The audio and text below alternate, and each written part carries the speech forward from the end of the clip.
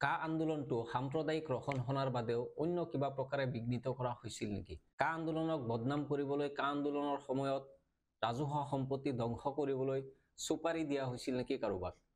বহিৰাজ্যৰ বা অসমৰ বাহিৰৰ কোনো যুৱকক বা তেনেকুৱা কোনো দলক চক্ৰক কা আন্দোলনৰ সময়ত অসমৰ ৰাজহুৱা সম্পত্তি ধ্বংস কৰাৰ কাৰণে, ক্ষতিগ্ৰস্ত কৰাৰ কাৰণে তেনেধৰণৰ কোনো ষড়যন্ত্ৰ কৰা হৈছিল নেকি? আজি এই কথাটো কিয় উত্থাপন হৈছে? কাৰণ এই বিষয়ে এক বিস্ফোৰক মন্তব্য কৰিছে শিল্পী মানস ৰবিনে। মানস ৰবিনে যোৱাকালি এটা টক শ্ব'ত, NKTVৰ এটা টক শ্ব'ত এই বিষয়ে বিস্ফোৰক মন্তব্য কৰিছে। কি মন্তব্য কৰিছে এবাৰ আপোনালোকে শুনক। কলাক্ষেত্ৰ ভাঙিলে, আমুক কৰিলে, তামুক কৰিলে, এই কথাটো কৈ থকা হয়। টিডিপিও কৈছে য়েছ, ময়ো লতাশিলৰ পৰা আহি উভতি আহি ওচৰ পাইছোঁহি। সেইখিনি সময়তে দেখিছোঁ একদম ডাঙৰ ডাঙৰ লাঠি চাঠি লৈ আহি গোটেই বেনাৰ, পোষ্টাৰ, হৰ্ডিং চব ভাঙি আহিছে এটা গ্ৰুপে। সেই গ্ৰুপটোৱে কাকো চিনি নাপায়। এইটো এটা প্ৰফেশ্যনেল গ্ৰুপ আছিলে। তাৰপিছত মই দেখা পাইছিলোঁ পিছদিনা ঢল পোৱাতে আমাৰ দিছপুৰৰ সন্মুখৰ যিবোৰ ডিভাইডাৰ, আৰে সেইবোৰ ডিভাইডাৰ অসমীয়া ল'ৰাক যদি মই পইচাও দিওঁ যে বাবা এখন উঠাই দে বুলি, সি 1.5 দিন লগাব সেইখন খুলিবলৈ। 5 মিনিটত ভাঙিছিলে। আচৰিত। গতিকে CCTV কেমেৰা আছে গোটেই গুৱাহাটীখনত, স্মাৰ্ট পুলিচ আছে। আজি ইমান বছৰ শাসন আপোনালোকৰ, মানুহ এটাকো কিয় ধৰিব নোৱাৰিলে? সঁচাকৈ এক ভয়ংকৰ অভিযোগ। যি সময়ত দিল্লীত সাধাৰণ মন্তব্য কৰাৰ কাৰণে ৰাহুল গান্ধীৰ ঘৰত ED অভিযান চলাই, অৰবিন্দ কেজৰিৱালৰ ঘৰত পুলিচে অভিযান চলায়, তেনে সময়তে মানস ৰবিনে কোৱাৰ দৰে যদি গুৱাহাটীত এনেধৰণৰ ঘটনা ঘটিছিলে, CC কেমেৰাৰ অধীনত, CC কেমেৰাৰ আণ্ডাৰত যদি এনেকুৱা ধৰণৰ ঘটনা ঘটিছিলে, তেনেহ'লে আৰক্ষীয়ে সেইসকলক কিয় গ্ৰেপ্তাৰ নকৰিলে বা সেইসকলক বিচাৰি উলিয়াবলৈ কিয় তদন্ত নকৰিলে? অৱশ্যে এই সন্দৰ্ভত বিজেপিৰ যিজন মুখপাত্ৰ আছিলে তেওঁ কৈছে যে কিছু সংখ্যক লোকক গ্ৰেপ্তাৰ কৰিছিলে, সেই সময়তে গ্ৰেপ্তাৰ কৰা হৈছিলে। কিন্তু উক্ত টক শ্ব'ত যিসকল অংশগ্ৰহণকাৰী আছিলে তেওঁলোকে এই কথা অস্বীকাৰ কৰিছে যে মূল অভিযুক্তসকলক সেইবিলাকক এৰেষ্ট কৰা নাই বা গ্ৰেপ্তাৰ কৰা নাই। মানস ৰবিনে এই কথাও উল্লেখ কৰিছে যে আৰক্ষীয়ে ইচ্ছা কৰিলে CCTV কেমেৰা ফুটেজ পৰীক্ষা কৰি সেইসকলক গ্ৰেপ্তাৰ কৰিব পাৰিলে হয়। আমি জানো যে কা আন্দোলনক কিদৰে বিঘ্নিত কৰা হৈছিলে, কিদৰে কা আন্দোলনক ধ্বংস কৰা হৈছিলে, মিয়াৰ আন্দোলন, মুছলমানৰ আন্দোলন, এনেকুৱা বিভিন্ন ধৰণৰ কথাবিলাক কৈছিলে। চৰকাৰী ফালৰ পৰা এইবিলাক কথা কৈ আচলতে খিলঞ্জীয়া লোকসকল, যিসকল অসমীয়া খিলঞ্জীয়া লোক, তেওঁলোকৰ আৱেগক এক প্ৰকাৰ বিচলিত কৰা হৈছিলে। কা আন্দোলনৰ পৰা যাতে তেওঁলোক ফালৰি কাটি আহে, তাৰ বাবে তেওঁলোকৰ ওপৰত এনেধৰণৰ মন্তব্য প্ৰকাশ কৰা হৈছিলে। যিয়ে নহওক, কা আন্দোলন শেষ হ'ল। 5 গৰাকীকৈ যুৱকে কা আন্দোলনক নিজৰ প্ৰাণ ত্যাগ কৰিলে, তেওঁ হত্যাৰ বলি হ'ল। আৰু সেই ইতিহাস হয়তো চিৰদিনলৈ অসমৰ ইতিহাসত সেইবিলাক খোদিত হৈ থাকিব। ৰাইজে সেইবিলাক সময়ে সময়ে অনুসৰণ বা অনুকৰণ কৰি থাকিব, ৰোমন্থন কৰি থাকিব। কিন্তু এটা আন্দোলনৰ পৰা কিদৰে ৰাজ্যবাসীক চৰকাৰী পক্ষই কিদৰে বিচলিত কৰিলে, সেই কথাবিলাক আজি পুনৰ মানস ৰবিনৰ মন্তব্যৰ পৰা বুজিব পাৰি। এইখন চৰকাৰে, যিখন চৰকাৰে সংস্কাৰী দল বুলি নিজকে কয়, এইখন চৰকাৰৰ আৰু এটা আজি মুখা খুলিলে এগৰাকী পেনালিষ্টে। সেই ব্যক্তিজন হয়তো কৃষক মুক্তি সংগ্ৰাম সমিতিৰ আছিলে।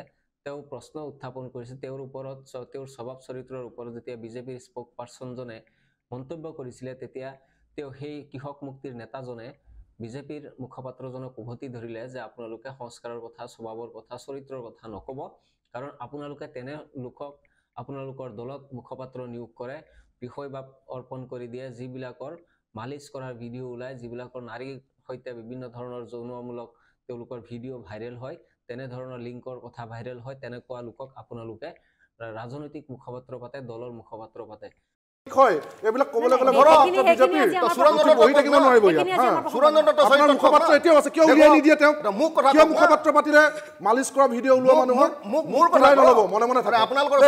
চৰিত্ৰ কথা নক'ব, বেছি চৰিত্ৰ কথা নক'ব, বেছি চৰিত্ৰ কথা নক'ব। আমাৰ এক্সপেল কৰিলোঁ, যোনে বেয়া কাম কৰিছে সংগঠনত এক্সপেল কৰিলোঁ। ৰঞ্জিত শৰ্মা কিয় আকৌ মুখপাত্ৰ হ'ল? কি ভিডিঅ' ওলাইছিল? কিয় দিয়া ওলাইছিল? স্বভাৱৰ কথা নক'ব, স্বভাৱৰ কথা নক'ব, স্বভাৱৰ কথা নক'ব। আপুনি প্ৰথমতে দালাল শব্দ আৰম্ভ কৰিব, আপুনি স্বভাৱৰ কথা নক'ব। পুনৰ সেই ব্যক্তিগৰাকীক আনি বিজেপিয়ে নিজৰ দলৰ মুখপাত্ৰ পাতিলে। গতিকে সংস্কাৰ কি, ইয়াৰ পৰাও বুজিব পাৰি বিজেপিৰ সংস্কাৰ ক'ত ক'ত থাকে। আচলতে ৰঞ্জিত শৰ্মাক কিয় বিজেপিয়ে পুনৰ দলৰ মুখপাত্ৰ পাতিব লগা হ'ল? দৰাচলতে ৰঞ্জিত শৰ্মা দীৰ্ঘ সময় ধৰি RSSৰ বাবে কাম কৰি আছে। RSSৰ এজন প্ৰভাৱশালী নেতা হয়।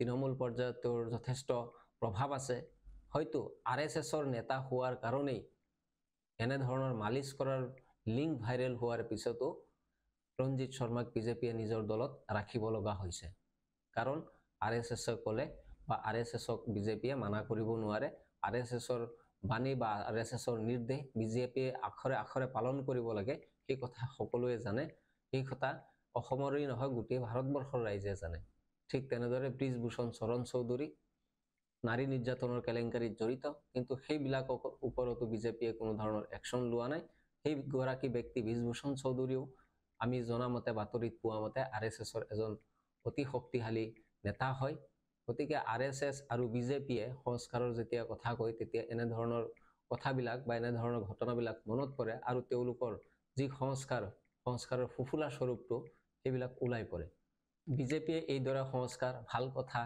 ভাল সংস্কাৰৰ কথা কৈ অনুশাসনৰ কথা কৈ ৰাইজক বিচলিত কৰে কা আন্দোলনৰ সময়তো সেই কৰা হৈছিল কা আন্দোলনত মিয়াৰ আন্দোলন বুলি কৈ এক প্ৰকাৰ খিলঞ্জীয়া লোকসকলক এই কথাটো তেওঁলোকে প্ৰতিষ্ঠা কৰিব বিচাৰিছিলে যে অসভ্য লোক বা অশৃংখল লোকৰ আন্দোলনক আপোনালোকে কিয় যোগ দিছে বা কা আন্দোলনত মিয়াই জড়িত আছে মিয়াৰ দ্বাৰা চলিত এটা আন্দোলন গতিকে এই আন্দোলনৰ পৰা যিসকল খিলঞ্জীয়া লোকসকল আছে তেওঁলোক ফালৰি কাটি আহিব লাগে গতিকে সংস্কাৰেই হওক বা সাম্প্ৰদায়িকতাই হওক বিজেপিয়ে ৰাইজৰ আবেগৰ সৈতে খেলিব জানে কিন্তু আমাৰ ৰাইজৰ আবেগত আঘাত কেতিয়াবাহে লাগে যেতিয়া মিয়াৰ কথা কয় মুছলমানৰ কথা কয় তেতিয়াহে আঘাত লাগে আমাৰ ৰাইজৰ আঘাত তেতিয়া নালাগে যেতিয়া তেওঁলোকৰ স্বাভিমানৰ সৈতে খেলা কৰা হয় তেওঁলোকৰ স্বাভিমানক ধ্বংস কৰা হয় তেওঁলোকৰ স্বাভিমানক অপমান কৰা হয় তেতিয়া আমাৰ ৰাইজৰ আঘাত নালাগে ৰাইজৰ স্বাভিমানত আঘাত লগা হলে কা আন্দোলনৰ দৰে এটা দীৰ্ঘ সময় ধৰি যি আন্দোলন চলিছিল তেনে এটা আন্দোলন কৰাৰ পিছত